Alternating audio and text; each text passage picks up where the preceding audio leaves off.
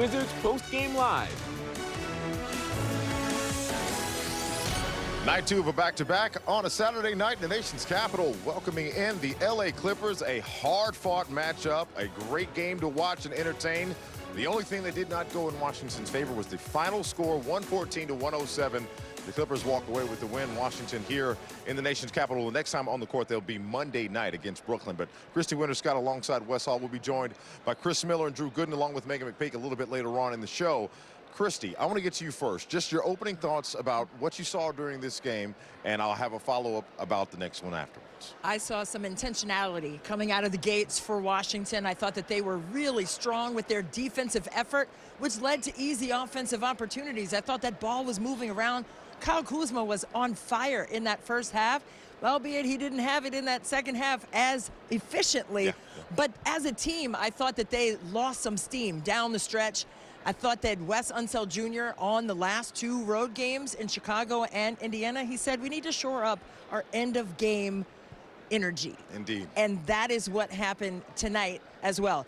The end-of-game energy, the fouls, the lack of rebounding cost them this game. Now, can I say that part of that is probably due to being shorthanded? Coming into this game, we had no DeLon Wright, as we've known, no Rui Hachimura, no Bradley Beal tonight, no Will Barton tonight as well. And Monte Morris. And no Monte Morris. Like so the rotation was shortened, obviously, towards the end of the fourth quarter game. Guys seem to be a little gassed. But to celebrate a couple of things that, you have to do individual performances. I know it's a team sport.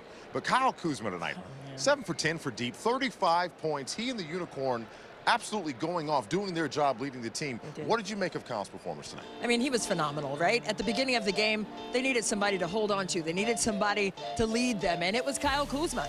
He went bananas in that first half. Yes, he knocked in 7 threes, but he was getting to the rim. And that's when he's at his best, because it forces the defense to make decisions and collapse. He was just picking and choosing on all three levels on the offensive end on where he wanted to dominate and where he wanted to attack and finish. And he was outstanding in that first half. Oh, that first half, like when I say this was an extremely entertaining game to watch, if you had the pleasure of being in here in Capital One Arena, just hearing the crowd go crazy when Kyle Kuzma had the hot hand. But looking at the combined scoring for not only Kuz, but KP as well. Combined 65 points, combined 27 rebounds between these two guys. It's safe to say we know that the two of the big three that we have are really answering the call of duty in Brad's absence. But I want to bring in Chris Miller and Drew Gooden as well, carry on this conversation.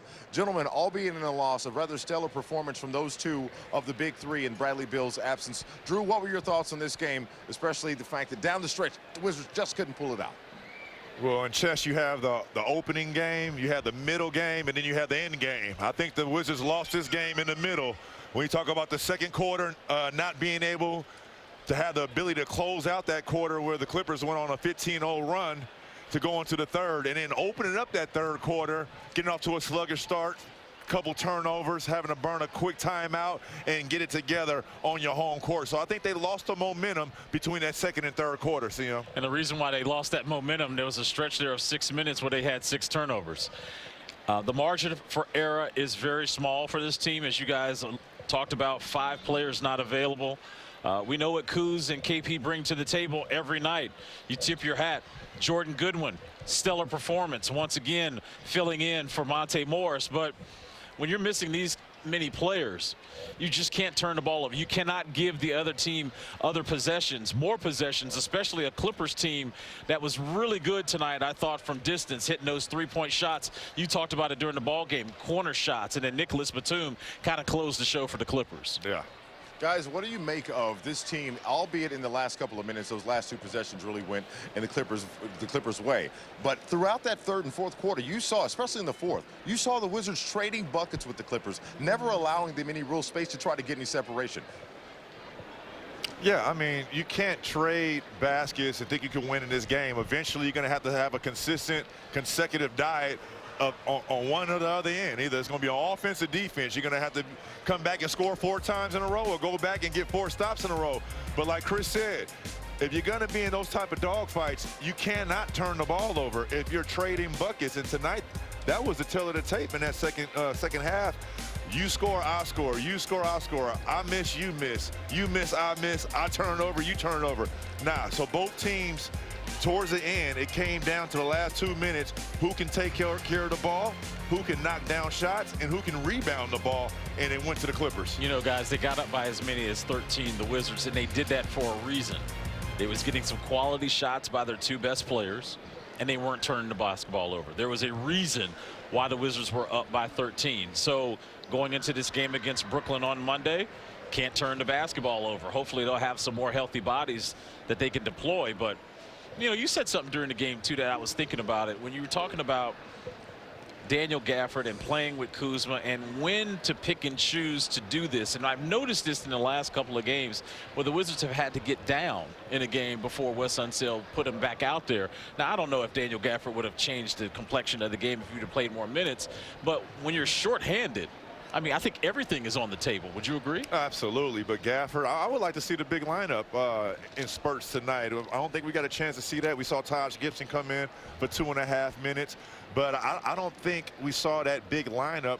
If we talking about struggling, having to rebound the ball on the defensive end in certain stretches, I like to see Wes deploy that tonight and have the Clippers match up against him. I don't think Zubac played in the 4th quarter. I didn't see him the tail end of that stretch. So maybe going big would have probably changed the landscape of this game. But who knows? I mean, it's easy to throw darts afterwards, you know. What do they say? Hindsight is 20/20, Drew. Completely understandable. But giving honest critique is what we're here to do. So I appreciate it from both of you guys. Take the rest of the night off. We appreciate it. We'll see you Monday against Brooklyn back here in D.C. Christy, I want to bring in Megan McPeak. She's been working sideline for us tonight. She's going to offer her opinion on this. As a matter of fact, we're joined right now by Megan. Megan, your thoughts on tonight, albeit in a loss, 2 stellar performances out of KP and Kuz. But what were your thoughts on tonight's game? It's really tough when you think of the performances, as you just mentioned, from KP and Kuz, and even Jordan Goodwin, what he was able to give you in the start with Monte Morris being out. You have, you know, we're wondering where we were going to get that 3rd player production from. You get it from Jordan Goodwin. You fight and you fight and you fight, and you know, as Chris and Drew were saying, those timely mistakes or give-ups down the stretch in that 4th quarter that put you in a position where you were then on your heels trying to battle back.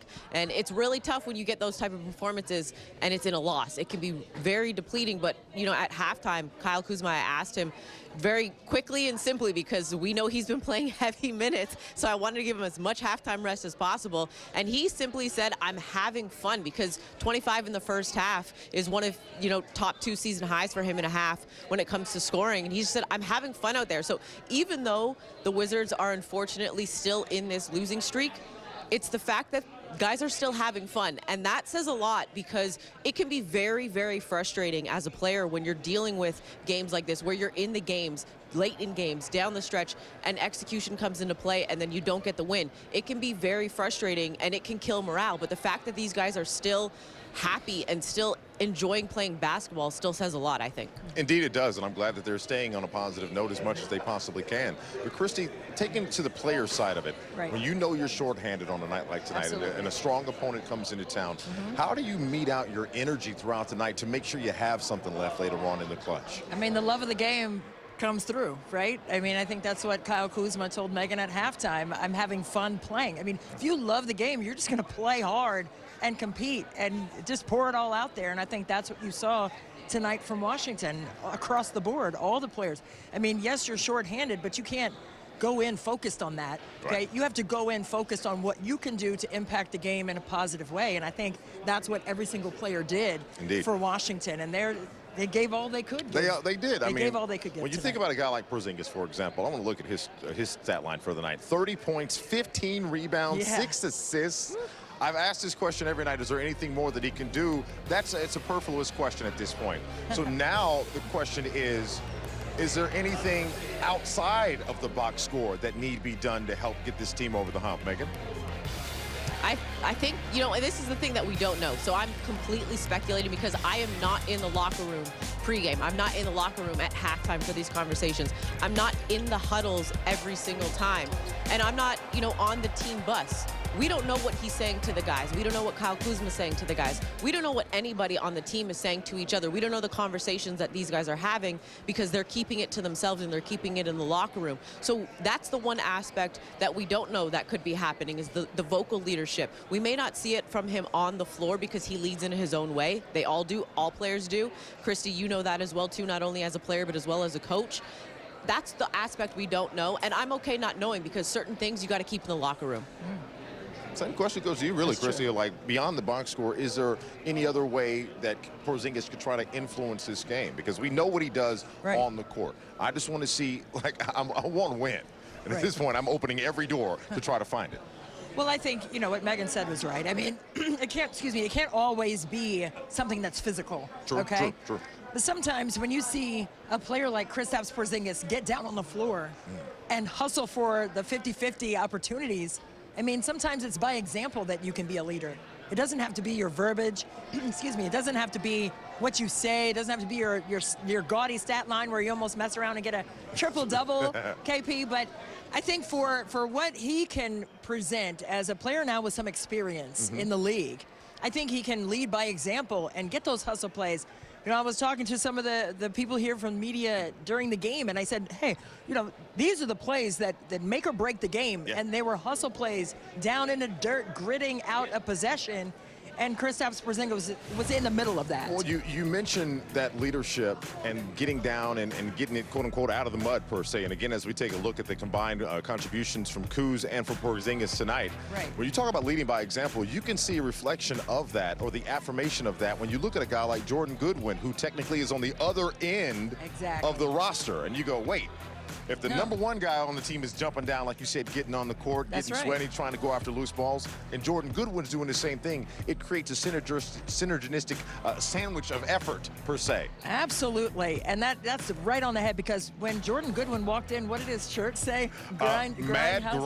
Mad I think Grind. It was. Mad Grind was his sweatshirt tonight. But that's what he brings. And sometimes it's not what you say, it's what you do. And I think with a player like Jordan Goodwin, who just represents grit and grind and passion for the game, I mean, that's what you have to go with. Absolutely. Megan, do you feel the same way? Because these efforts that these guys are giving, you just wish they were coming in wins.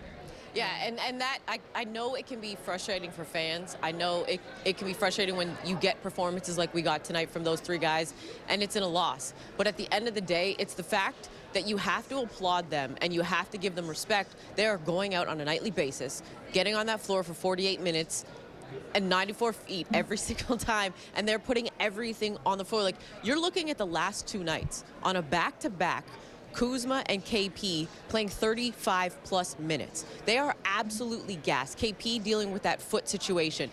Might have tweaked it again tonight or rolled it again tonight.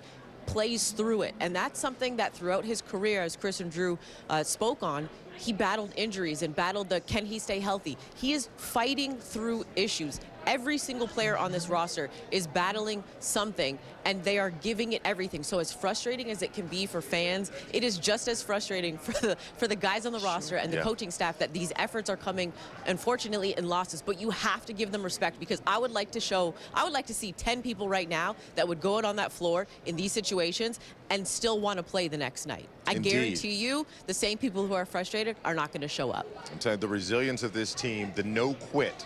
That's what you want to see in a team, win or lose. But I'm glad that these guys maintain that professionalism. Megan, don't move right now. I've got head coach Wes Unseld Jr. in the post-game locker room. I want to hear what he has to say, too.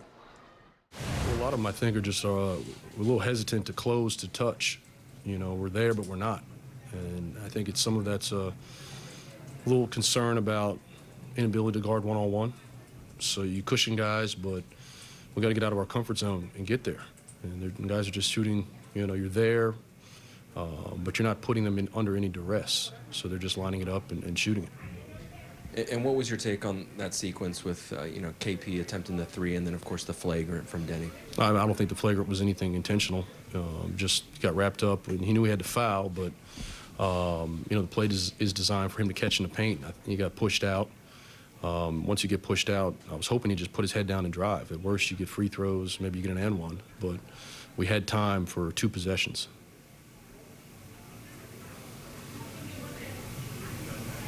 Wes, correct me if I'm wrong, but it looked like you guys had a little bit, at least more energy in the fourth quarter tonight.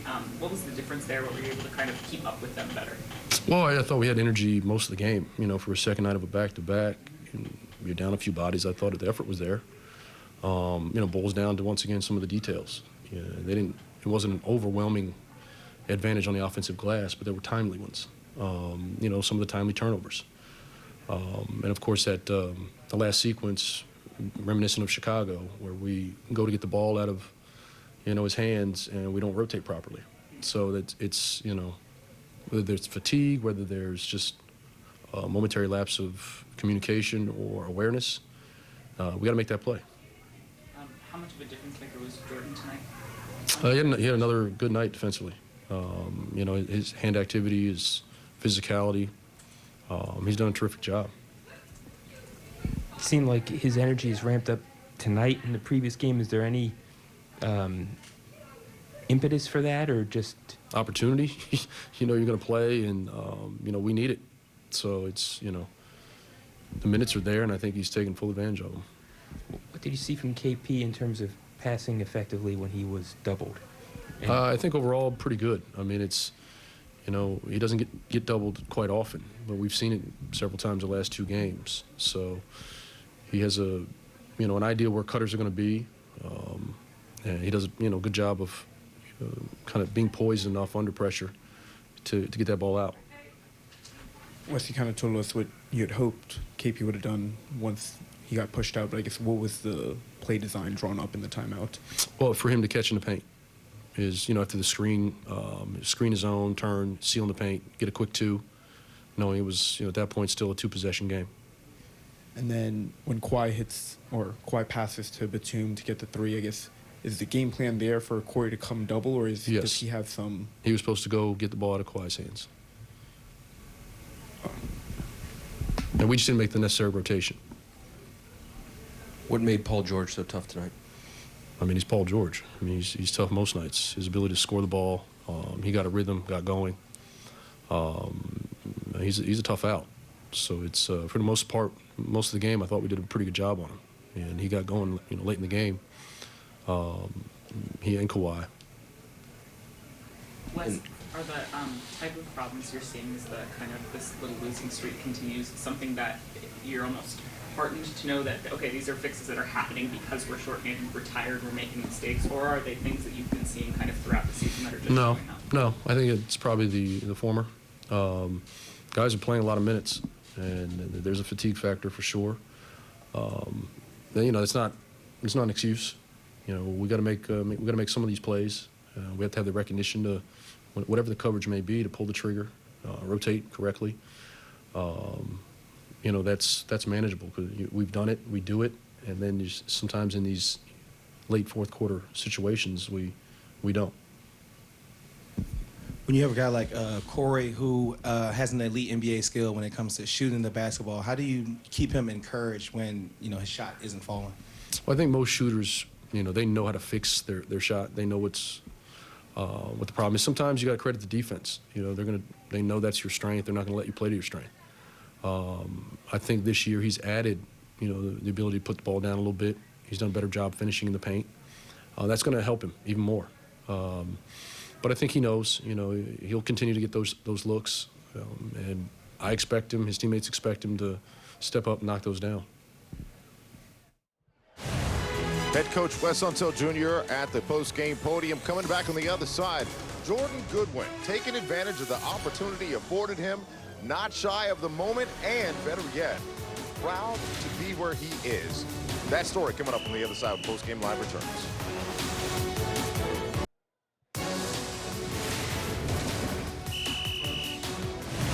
Every basketball player's dream is to make it to the NBA, or imagine playing on the same team as one of your mentors. Yeah, that's what it's all about. Well, Jordan Goodwin sat down with Chris Miller, part of the Off the Bench podcast, to not only celebrate where he's at right now, but the lessons learned along the way. Let's talk about your time with the Go-Go and how it kind of led you to this point where now you're on this NBA roster. How much time do you really kind of embrace where you came from, playing in the G League and getting that opportunity? I think about it every day before the games, just not trying to go back down. The G League's a grind. A lot of people don't understand, you traveling is terrible. Back-to-back games is hard, and everybody's trying to get out. So just definitely grateful for the opportunity, especially with Mike and Amber, having those people in my corner, and just the development down there and how serious they take it. And with the DC G League team is special. Your relationship with Brad is obvious, right? Both guys being from St. Louis, but I don't think people kind of know like the backstory of when you guys actually first met. Yeah, it was back in the day. I played with the AAU team around the 7th grade, and I first met Brad. And ever since then, it's been just a connection, like a big brother, little brother type of thing. And he's just an awesome role model. Everything he do, not even just on the court, like off the court, giving back to the community and things like that. So I've seen all that. So there's a photo of you, I think it was with your mom and Brad. Yeah. Kind of describe what that photo, what it looks like, but what it meant to you. Well, the picture is Brad, and that was my mom, Brad, then it's me. But I'm over there in the picture with a little mean mug face because I didn't want to take the picture at first because like this is my first time meeting Brad, and everybody was talking about how good he is, and Brad will tell you, 7th grade, 8th grade, nobody could tell me nothing. I'm the best player in the world. So I told my coach, I don't want to take a picture with him. I'm going to be right there with him in a couple of years. So it's crazy. You see the picture, I'm still mean mugging, trying to act all tough and stuff like that. But it's a good picture. Good memory, too. I feel like, and I could be wrong, I really feel like you specifically kind of changed the calculus of this season by just the way you went out and competed against Ja Morant. Now, they did win the game, though, but do you feel like that was kind of like a turning point for you guys? I kind of feel like my energy just rubbed off on the other guys. Just go out there playing hard. I think it's kind of contagious. Just seeing one person out there playing hard, then you probably go make the next person play a little harder, and it just trickled down the whole line. So I think it kind of played a part of it. What was it like going up against a guy that everybody kind of considers as one of the rising stars in NBA, and you're right there toe-to-toe with him, and made him visibly uncomfortable being out there on the floor? I mean, like, I tell my dad this all the time, like, when I go up against different players now, it's like, I guard Bradley Beal the whole training camp. Like, I guard the superstar, and he gave me work. I got stops, but it's like, if I can go out there and guard Brad, at least try to stop Brad, I can guard anybody. So the moves he do, like, it's Bradley Beal, like, we see it. So I'm saying, so I just got that mindset. If I can go in front of Brad every day in training camp, I can go against Ja Morant, you know what I'm saying, the top guards in the league. That is Jordan Goodwin and Chris Miller, a part of the Off the Bench podcast. Make sure you listen and download wherever you get your podcast. A great conversation between the broadcaster and the baller. Christy, I want to bring back Megan McPeak here for this conversation about Jordan Goodwin, a different stat than most people talk about. We talk about points. That is beautiful.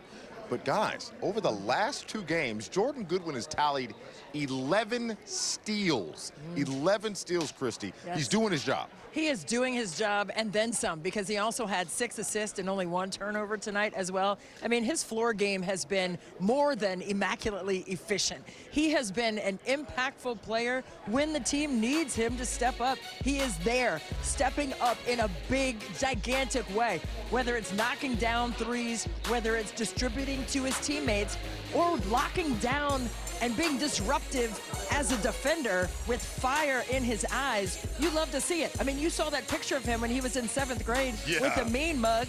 I mean, that's still that dude. Like, he's still that guy. And he is bringing his best self to the floor here. He knew he was gonna be here in the NBA, so he is maximizing every opportunity to be his best. When you're taking a look at a full screen right now of Wizards players with consecutive games getting 5 steals. Jordan Goodwin today, the last time that happened in back-to-back games with 5 steals, Larry Hughes. Got to go all the way back to 2005. That's Larry Hughes there. So just a celebration of what Jordan Goodwin's been able to do. But Megan, not only is it the steals, to Chrissy's point earlier, Jordan fills up the entire stat sheet and is able to do those things that don't show up on a piece of paper. Without question. Like, without question. And I have 2 quotes here, one from Coach Wes Unseld Jr. and one from the Go-Go general manager, Amber Nichols, both on Jordan Goodwin. So I'm going to read it right off my tablet here. So Coach Unseld said before the game, I asked him about Jordan Goodwin, the type of defender that he is. And he said, quote, he's scrappy. He's got good size and effort with good technique. His hands are active. The activity from his hands are good. He gets deflections and steals. His physicality in pick and roll, not getting screened. He pursues his matchup along with defensive rebounding. He's figuring out things for a young player. That was head coach Wes Unseld Jr. Amber Nichols, Go-Go GM, said this isn't a surprise at all, especially on the defensive end. She's not shocked. Offensively, I think he's been more patient and intentional with making the right plays, even if that means not scoring. He's earned more trust, which has allowed him to be more aggressive. And that we've seen it not only in that game against Ja Morant when he turned off his water, and as Chris said in the podcast with him, made him visibly uncomfortable to the point where Ja walked off the floor towards the locker room and someone had to go and get him to bring him back. But what Jordan Goodwin brings to this team, I agree with Chris. He changed the trajectory. He brings something different that this team needs, whether that's his intentionality, whether that is his energy, his determination, and his will and his effort. For whatever reason, when he steps on the floor, things shift, and they shift for the better. And it is so encouraging to see. And he gives credit to Amber and Mike. You heard it there in that clip with Chris. And that's rightfully so. He gives credit to Tommy Shepard because Tommy Shepard assisted in putting him in this position. But at the end of the day, if it was not for his effort, his determination, and his will to not want to be, you know, kind of just a G League player or known as just a G League player, he put himself in a position where he got a two-way contract. Yeah. Christy, now my thought is, I kind of feel like the secret's out. Like, we watch him every night, but I think other teams have taken notice about Jordan Goodwin because we've talked about him as we rightfully should. So now my next question is, for a guy like him, what's his next level of adjustment, knowing that he's going to be on some other team scouting reports? You have to just stay consistent. Look at his numbers the last 2 games. I mean, just across the board, look at how well he shot the ball from 2 and 3, and his defensive prowess. He already talked about his steals, but I just think it's a mentality that has to remain the same. Outside of the numbers, it's an approach. It's how you come into the building, not just when you put your shoes on and you step onto the court. It's how you drive into the building. It's how you wake up that day. He has been so determined and just forceful with his mindset that everything else just comes easily and organically because of that being the first step for him. What is the old saying? If you stay ready, you don't have to get ready? Yeah. Yeah, Jordan Goodwin That's right. wakes up ready to go out and perform, and I love the grit and the grind, that hustle mode inside of him that just keeps turning. That's what you want to see from this player and from everybody on this roster. Yeah. Oh, man, I just wish it would have been in the win, but it is what it is. But I do want to remind people, it is the most wonderful time of the year, and we have a wonderful 3-game pack for you Wizards fans that includes games against the Blazers, Knicks, and Sacramento Kings. And oh, by the way, this 3-game pack includes a Kristaps Porzingis Nutcracker. You see it right there on your screen. So go ahead and hit that QR code on your screen in the middle and make sure you are in the building for Capital One Arena. Big games for the Washington Wizards. Back in a moment on PostGame Live.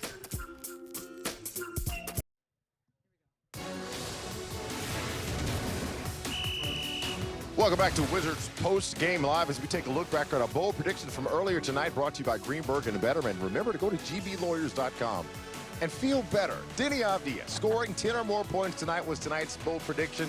And lo and behold, we were right. Denny Avdia gets 11 points. I feel great about this, Christy. I feel wonderful. But let's add a little clarity to this. Over the last 3 games, he's been in double-digit scoring. Coming into tonight, he was averaging 12. So, Right. Denny's heading in the right direction, is he not? He is. He also had 6 rebounds and 5 assists. He was all over the place. He was 3 of 7 from 3. The 3 ball was falling for him. So you just see his confidence continuing to grow. Game in and game out, Denny Avdia is bringing the smoke to the court, and he's taking names. And I love that his teammates are encouraging him and keeping him on track with what he needs to do in his role for this team. I'm enthusiastic because, again, we all know that this team is shorthanded. Everybody knows that they have to dig a little bit deeper into their bag to find ways to try to create wins. And the fact that Denny's been focused on defense, fighting hard on offense, that's what you want. Let's take a look now at our FanDuel Big Hits from earlier tonight, where we make every moment more. Coming into tonight's game, if you would have said Kyle Kuzma was going to have 35 or more points, that was at plus 950. A $10 bet would have won you $95. The Unicorn, if you would have said he was going to grab 14 or more rebounds, that's at plus 600. A $10 bet would have won you $60. Christy, looking at the final box score tonight from these two, you see a combined 65 points. It's just unbelievable. And, of course, the rebounds is 27. Megan McPeak, I have to ask you about these two. We know that they're performing beyond the call with the absence of Bradley Beal. But the two of these two, the same question I had about Jordan Goodwin, they're putting the league on notice that you're going to have to pick your poison between the two of them, are you not? You are, and it's interesting to me because of the fact that they have limited bodies. So when you're an opponent coming in and picking your poison, it may seem like it's good because, well, we only have to worry about KP and Kuz. But at the same time, it's, almost fool's gold because of the way that they can create their own shots, because of the way that they've both been able to play downhill, especially a Kyle Kuzma. And Chrissy mentioned this against Indiana last night when she was on the broadcast about him playing downhill. And I'm so glad she said it because someone was agreeing with me in the sense that Kyle Kuzma is at his best when he plays downhill. And I have said that since game 1 of this season, and their tape continues to show that. So when you're an opponent coming in, yes, you can pick your poison, but right now that apple might not taste so sweet.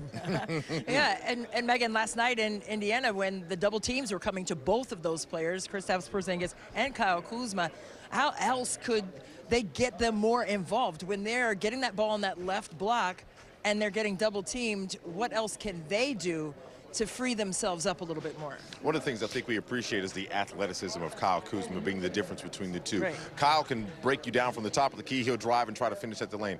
Kristaps Porzingis literally adds a third or fourth dimension to the court because if you think you can get under him and just tall guys don't like people around him. No, but then he's like, oh, okay, no matter who's on me, I'm 7'3", I'll just shoot over you and see if that works. But he's got such a soft touch. To both of your point, it's really a detriment to anybody that thinks you can totally neutralize one of them. The two of them combined is a real problem. Right. And Megan, with that being said, they're both great off the ball, right? So they don't have to have their back to the basket to get a touch. They can be in actions where they can come off pin downs. They can get to the ball and just feed them as they're going to the rim. And don't forget, they will block your shot if you think that they only want to focus on offense too. Right now, I've got Kyle Kuzma in the postgame locker room. Let's hear what he has to say for tonight. Well, I mean, I think a little bit of guys getting hot. Batum went crazy tonight. But those are two really good three-point shoot teams, and they just shot the ball well. You think about the Clippers, everybody on their roster can at least hit a three outside of their centers. Pacers, that's what they want to do. So we could do better, but that's what those teams do. How much progress has the defense made in your mind? Wes was in there talking about how you guys are still a little bit late in pulling the trigger and rotating on time and identifying those types of things. Yeah, some possessions we are rotating, but some, we're calling rotations and probably shouldn't rotate. It's a bunch of miscommunication. So. Wes also mentioned, I think.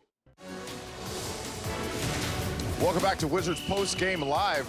Earlier tonight, before tonight's game, Bradley Beal on court getting up some shots. He is going to be evaluated on a day-by-day basis, according to head coach Wes Unseld Jr.